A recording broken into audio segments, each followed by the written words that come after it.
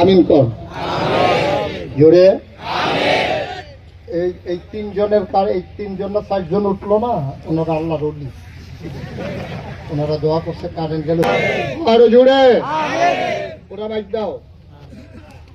জি সবাই বলেন মারহাবা, শোনা যায়? Okay fine.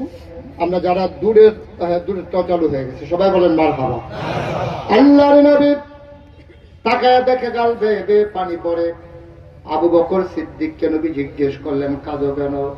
সাপ আমাকে কামড়ে দিয়েছে। আজব কথা আমাকে বললা না কেন? ইয়া রাসূলুল্লাহ আপনি ঘুমাচ্ছিলেন। আমি ঘুমাবো না।